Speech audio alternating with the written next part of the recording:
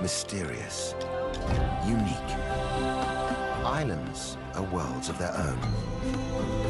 Places apart where life has evolved differently.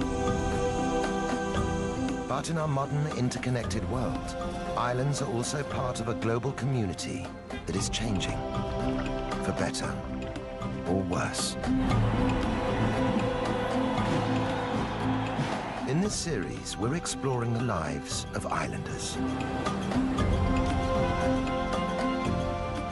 We're discovering that no matter how distant they are from the mainland, how distinctive their histories, or how proud they are of their independence, islands can't separate their futures from the fate of humanity as a whole. In so many ways, these shores are the front line of global change. What happens here matters to us all.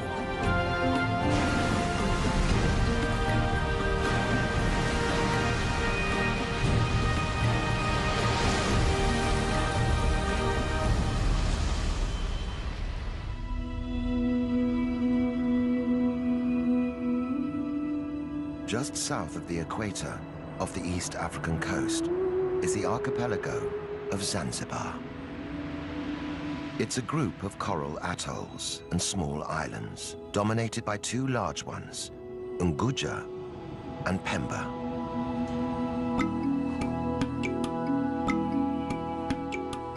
Today, Zanzibar is home to 1 million Swahili people. Islam is the dominant religion.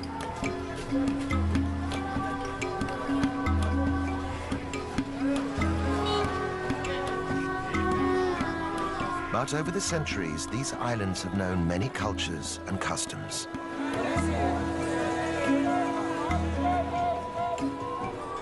For 1,000 years, Zanzibar was a trading post. But the island's riches meant that many outsiders sought to control them.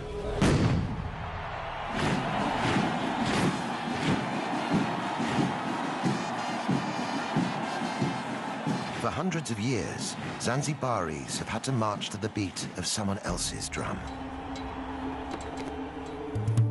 Each new occupying force left its mark on the islands and their people.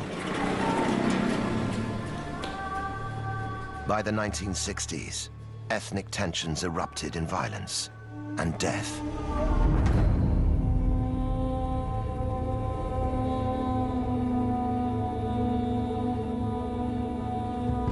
The aftermath, extreme poverty and ill health.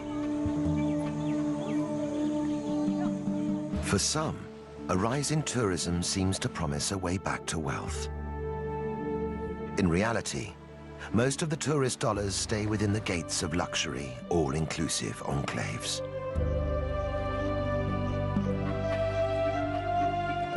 But across the archipelago, signs of change are appearing. From the wreckage of their past, people are building hope for the future. For women, it means living and working more freely without breaking the bonds of their society. For men, it means finding a balance between tradition and reform. These are islanders looking to emerge from the shadows of their past. For the first time in centuries, they're in charge of their own destiny. After all their troubled history, could this be Zanzibar's moment?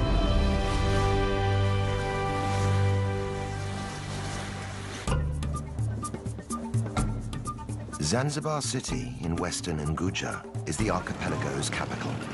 It's home to 200,000 people. Their modern lives play out against a backdrop colored by rich layers of history. New trade sits alongside the old crafts.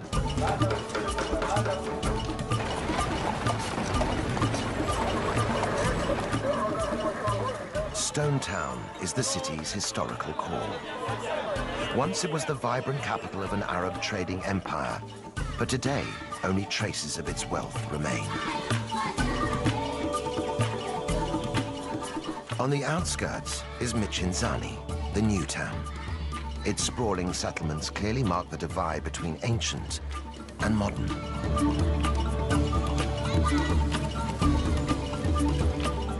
One resident who represents Zanzibar city's past and present is B. Kadude. In traditional Islamic Zanzibar, B has been an icon for many, always walking her own path, never quite living by the rules. Now more than 100 years old, B is known across the archipelago as the grandmother of Zanzibar. She's famous for her traditional tarab singing.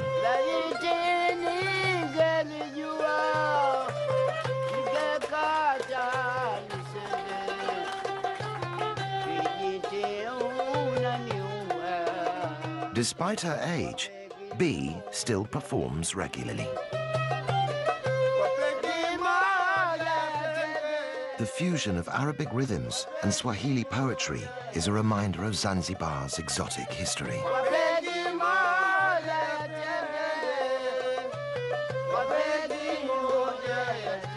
But today's bold performance is quite different from the way B started out. In those days, cultural sensitivities meant women could be heard, but not seen. In the past, or a long time ago, you would do this. You would cover your face. Now we don't do this. We want all the audience to see us and look at us.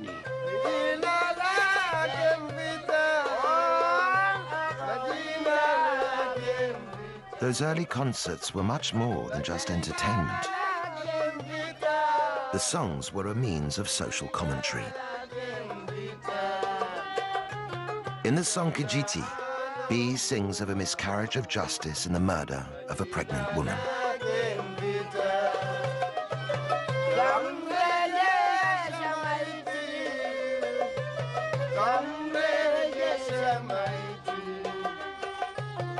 B was one of a group of women who used tarab songs to raise awareness of injustice and social issues.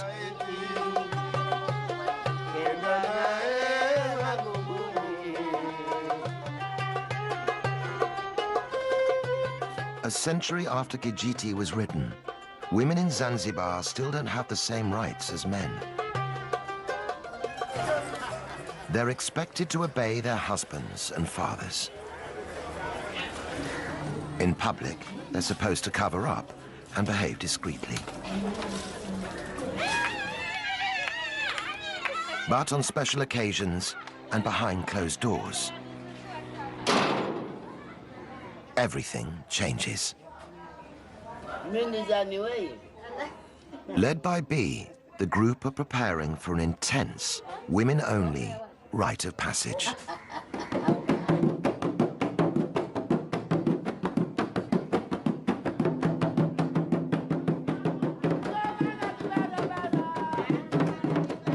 This normally secretive ritual, known as Inyago, is rarely seen by the outside world.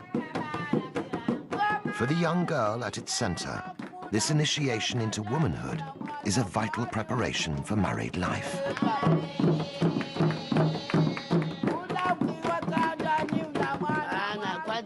First, we scrub her and teach her how to behave, how to make her husband's bed, how to treat him well and bathe him.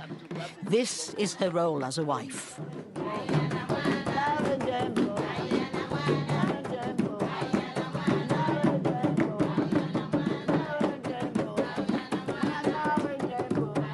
The women use the rhythm of B's drum to teach the bride how to pleasure her husband.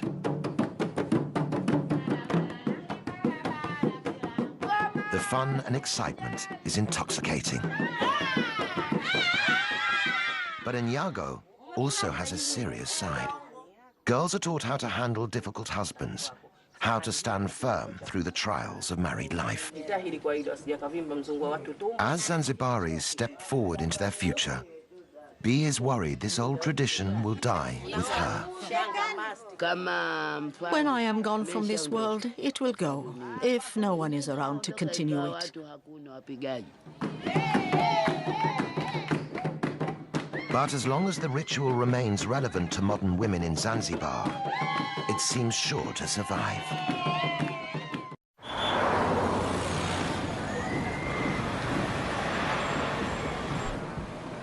Today is January the 12th.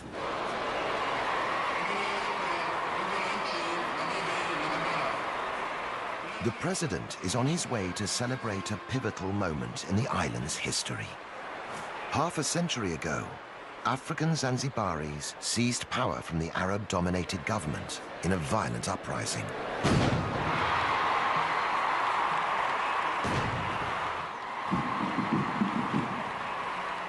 For thousands of spectators, this is a chance to see their armed forces in full display.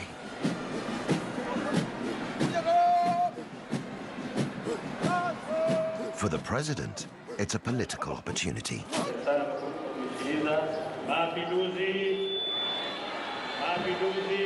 But the route to these Revolution Day festivities began over 300 years ago.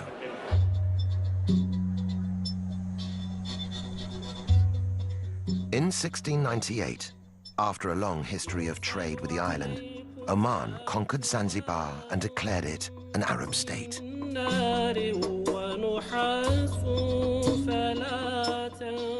Under Omani rule, the archipelago grew into a powerful commercial hub.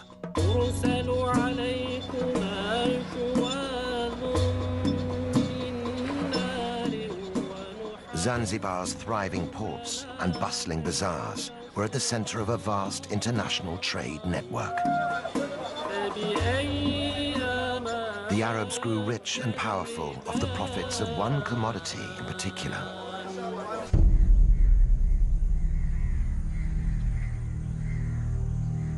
Slaves.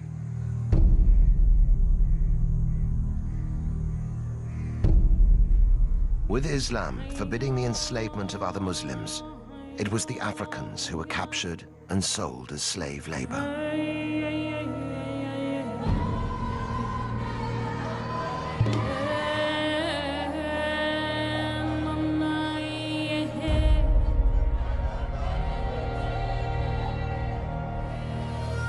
Kept for long days in hot, cramped holding cells, many died before ever reaching their destination.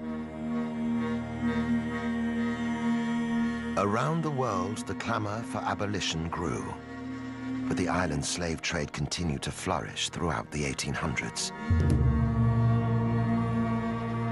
At its height, 15,000 slaves a year were imported into Zanzibar.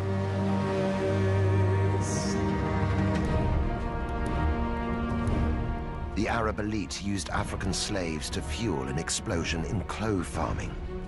Zanzibar became known around the world as the Spice Islands.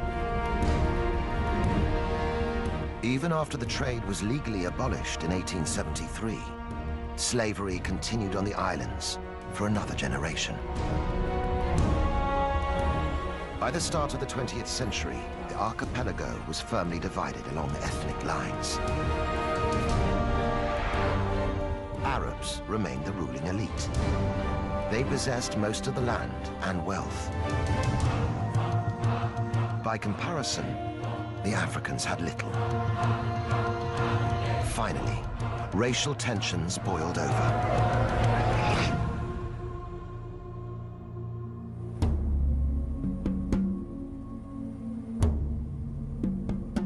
On the 12th of January 1964, the African population turned against the Arabs in the government.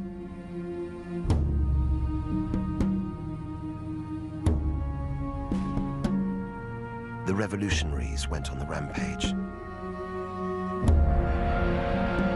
In a single day, 17,000